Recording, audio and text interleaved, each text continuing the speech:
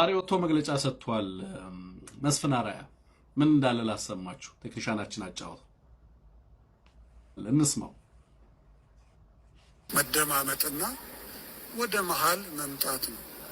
ሶስተኛው ትልቁ ነገር ልናሰምርበት የሚገባው ነገር ቢኖር በየመንደራችን በየአካባቢያችን ይዘን የመጣነውን ጥያቄ እዚህ መልሰን ልንሄድ አይደለም። እዚህ የመጣ ነው ሀገራችንን ኢትዮጵያን ማዕከል አድርገን መሆን አለበት። ይሄ በትክክል ሊሰመርበት ይገባል።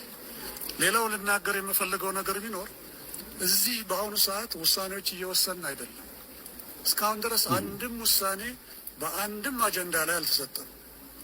ምናልባትም ወደፊትም አይሰጥም። ውሳኔ የሚሰጠው ምንድነው? አይወሰንም። ትንሽ አጫውተው። እሺ፣ የሚሰጠው ምንድነው? ምክረ ሐሳብ። ለማን ይቀርባል ምክረ ሐሳቡ? እስኪ ቀጥሎ ደግሞ አጫውተው ምክረ ሐሳቡን። ከዛ በኋላ ለማን ያቀርቡታል?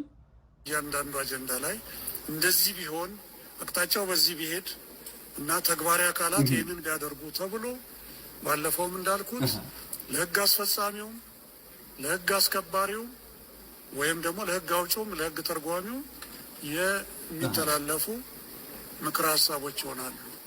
ለፖለቲካ ፓርቲዎች ይበቃ መጣልህ። ይኸውልህ ያልነው ደረሰ። ምንም ነበርክ ምንም አታመጣም ስንለው ነበር መስፍን አርአያ እና በጣም አዝናለሁ።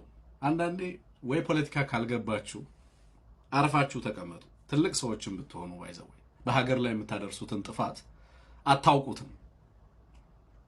ሀገር ባከበረቻችሁ ልክ ተከብራችሁ ብትኖሩ ጥሩ ነው። በእውነት ያንዳንድ ሰው ኢግኖራንስ በሀገር ላይ የሚያደርሰው ጥፋትና በደል ቀላል አይደለም።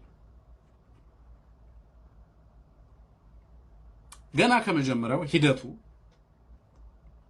የአስፈጻሚነት ማንዴት ስለማይኖረው የሂደቱ ባለቤትና ውጤት ባለቤቱ ኦህዴድ ነው። ስለዚህ በሂደቱ አትሳተፉ ብለናል። አሁን መጣና ምን አለ? አንወስንም አለ። እንወስናለን፣ የሀገሪቱ ችግር በዚህ ሂደት ይፈታል ሲል ነበር ሲቀላምድ ነው የከረመው። መጣ አሁን ምን አለ? አንወስንም አለ።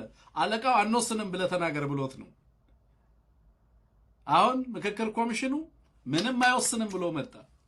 እንደውም አንወስንም 500ዎቹ ይወስናሉ፣ 50ዎቹ ጋር ታሽቶ 10ዎቹ ጋር ተብላልቶ 5ቶቹ ጋር ተፈጭቶ ምናምን ሲል ከረመ። አሁን መጣና 500ዎቹም አይወስኑም። ምናቀርበው ምንድነው? ምክረ ሐሳብ ለማ ለኦህዴድ። ደስ ያለህን ተግብር፣ ደስ ያላለህን ደግሞ ተው። ይሄንን ነው ምክክር እያላችሁ ስትቀላምዱ የነበረው። እንደዚህ በአደባባይ ስትዋረዱ ማየት ባይሆን ደስ ይለኛል። እኔ ትልልቅ ሰዎች ስለሆኑ በጣም ላይክ ሆነስትሊ ሰዎችን